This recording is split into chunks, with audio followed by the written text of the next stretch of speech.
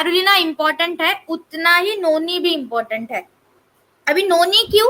क्योंकि नोनी पहले तो ये एक फल है, जो आप स्क्रीन के ऊपर देख सकते हो कि नोनी जो है एक फल जैसा दिखता है आपको, ये छोटे छोटे फल होते हैं।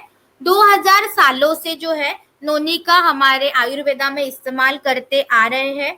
नोनी के अंदर आपको एंटीऑक्सीडेंट की मात्रा बहुत ज्यादा मिलेगी।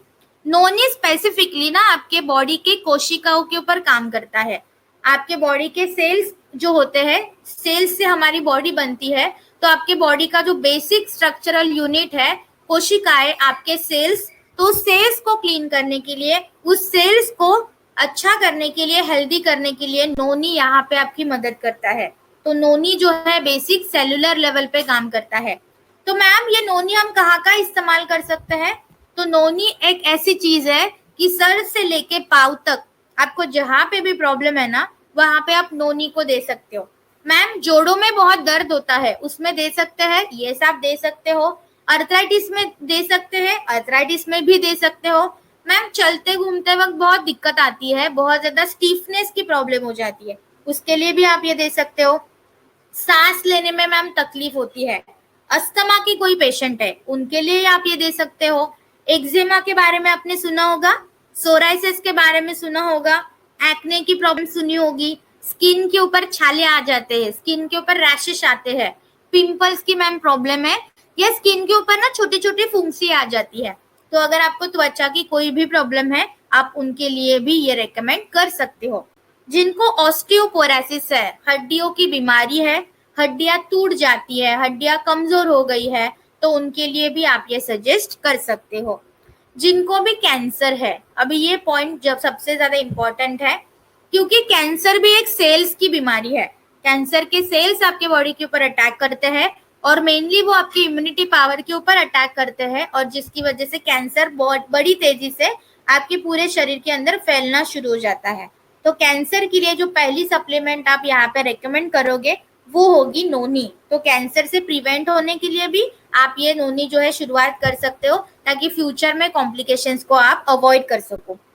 कोई डायबिटिक पेशेंट है, हाई ब्लड प्रेशर है, उनके लिए भी आप ये दे सकते हो।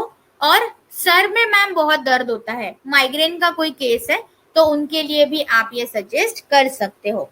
आजकल की एक बड़ी समस्या कैंसर, टीबी, कोविड एक तरफ है और बाल झड़ने की समस्या एक तरफ है।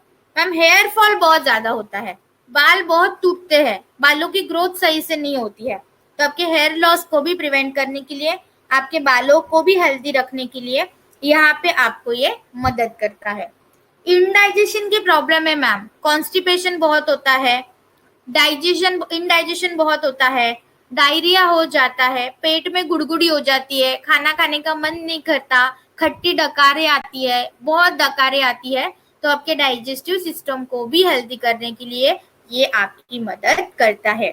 इसके अलावा ये आपकी इम्यूनिटी पावर को भी मजबूत करता है। इसलिए आजकल की ये जो कंडीशन चल रही है कोविड की, इस कंडीशन में आपके रोग प्रतिकारक क्षमता को बढ़ाने के लिए, आपके रोग प्रतिकारक क्षमता को मजबूत करने के लिए भी आप नोनी का इस्तेमाल आपके कॉम्बिनेशन के अंदर ले सकते हो। और एक समस्या लोगों को होती है कि मैम शरीर के ऊपर गांठी आ जाती है, लम्स फॉर्म हो जाते हैं, ट्यूमर की कंडीशन आपने सुनी होगी। तो ट्यूमर को भी ब्रेक करने के लिए, उस लम्स को तोड़ने के लिए यहाँ पे नोनी आपकी मदद करता है। और एक खास बात नोनी की ये है कि इनफर्टिलिटी की केस, कि मैम कंसीव करने के लिए दिक्कत होती है, या बार बार मिसकैरेज हो रहा है, कंसीव करने में दिक्कत है, इनफर्टिलिटी की प्रॉब्लम है, तो उसके लिए भी आप नोनी को रेकमेंड कर सकते हो, राइट।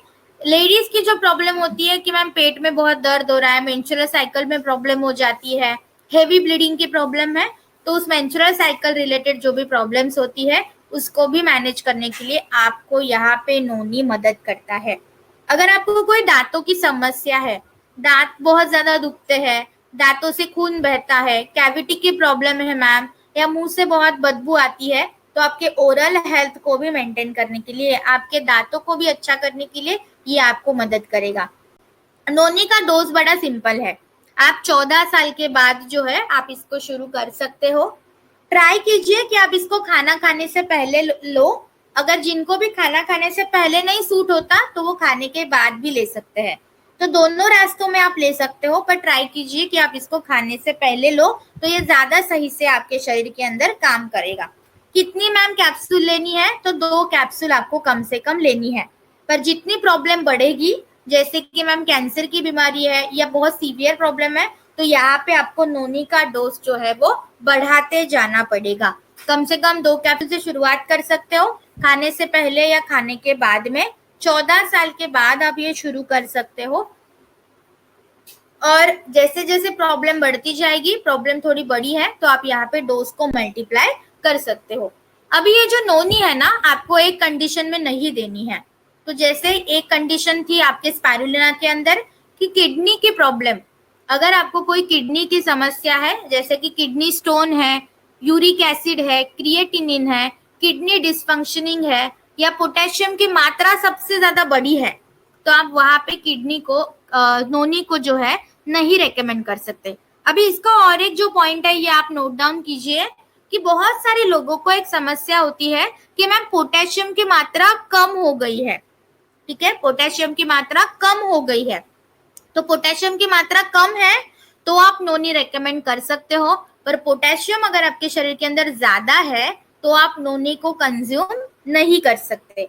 तो ये 2 चीजों के ऊपर आपको थोड़ा सा ध्यान देना है। तो ये आप नोट डाउन कीजिए कि पोटेशियम कम होगा तो मैं नोनी दे सकता हूँ, पर पोटेशियम की मात्रा मेरे शरीर के अंदर ज्यादा है तो मैं नोनी को वहां पे रेकमेंड नहीं करूंगा। बाकी नोनी आप सारी कंडीशन में सजेस्ट कर सकते हो, आपको बहुत अच्छे रिजल्ट्स मिलेंगे।